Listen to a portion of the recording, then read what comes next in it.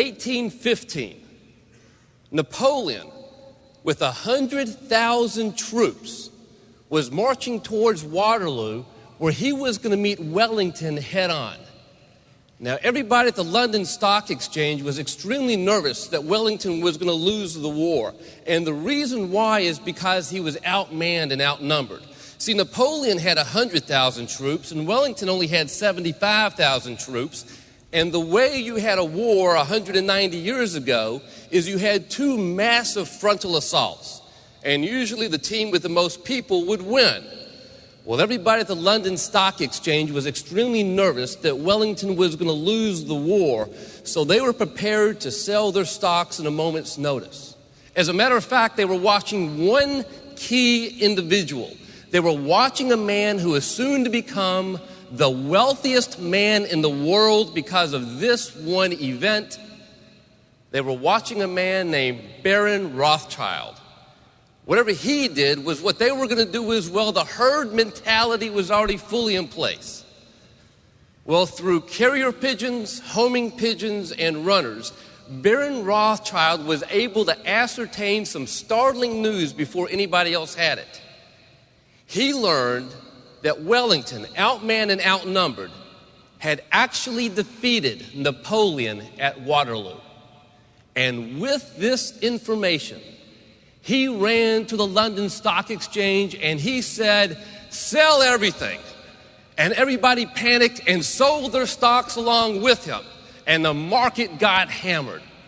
3 hours later, Baron Rothschild goes back to the London Stock Exchange and he buys all of his stocks back for 50 cents on the dollar.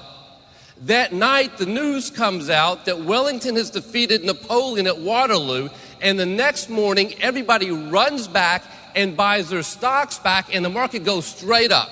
In one day, one man, Baron Rothschild, made £1 million. Now, I had that adjusted for inflation and currency transactions, and today that would be the equivalent of roughly $4 billion. He did that in one day.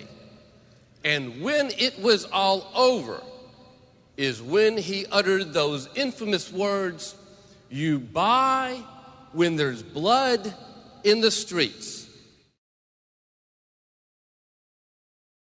Maybe all we need to do is go back to 1977 and look at what did well, and maybe that's what we need to be investing in today. And what did well? International outperformed domestic 5-1. International equities. Go where the places are the gloomiest. Go where nobody likes it right now. What does nobody like today? Nobody likes Europe today. Let's do Europe. Let's do the U.S. in 1982, Europe in 1992. U.S. in 1982. We're coming off the worst recession since the Great Depression. Europe, 1992. They're embarking on the worst recession since the Great Depression. U.S., 1982, unemployment rate 11.5%. Europe, 1992, unemployment rate 11.5%. U.S., 1982, inflation 13%. Europe, 1992, inflation 13%. U.S., 1982, we're coming off the worst recession since the Great Depression, but in 13 years, 1995, we will embark on one of the greatest bull markets in American history. Today, Europe is coming off from the worst recession since the Great Depression, 1992. In 13 years, that would be 2005. That'd be right now. You buy at the point of, I don't want to buy Europe right now. I want to buy exciting markets. I want to buy the U.S. in 1998. I want to buy China right now. I want to buy Japan in 1980s. No. When did you buy Japan? You bought Japan in the 1960s. Remember Japan in 1962? If it said 1962, remember 1962? I wear more computing power on my wrist today than was available in the entire world in 1962. So in 1962, everything used to say made in Japan on the bottom of it. What does it say today? Made in China? Do you know in 1962 there were 68 million people living in Japan? Today there's 1.3 billion people living in China. 1.3 billion people. You know what we do in America? We say there are 1 billion people in China. There are 1 billion people in China. No. There's 1.3 billion people in China. The 0.3 that we tend to lop off, that would be equal to the total population of the United States. We just tend to lop that off.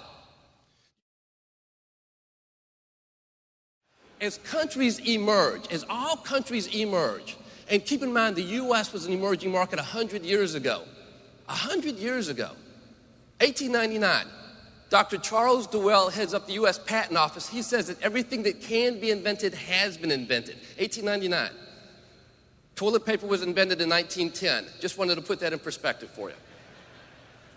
Average life expectancy of an average person in 1900 was 45 years, which is also coincidentally how long it took the U.S. to double their standard of living. 45 years. End of World War II, we've blown up Japan's factories. We helped them rebuild. They have new factories. They doubled their GDP, not in 45 years, but in 33 years.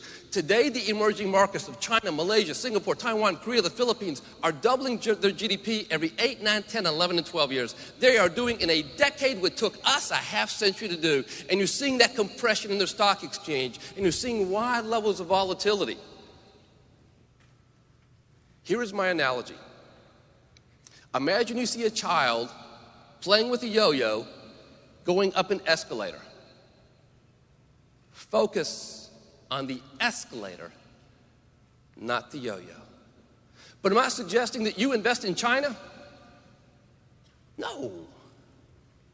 Why do stocks go up? Stocks go up because earnings improve. Earnings improve because you get contracts. Asia's going to award $3.4 trillion of contracts in the next 10 to 15 years. What I'm suggesting is that you invest in the countries that are getting the contracts to build the infrastructure in Asia, and those are blue chip, multinational, European firms. Europe, some of the gloomiest markets in the world, but some of the best opportunities and some of the cheapest stocks. Thank you all very much. I greatly appreciate it. I hope you learned something. Thank you all. Thank you. Thank you.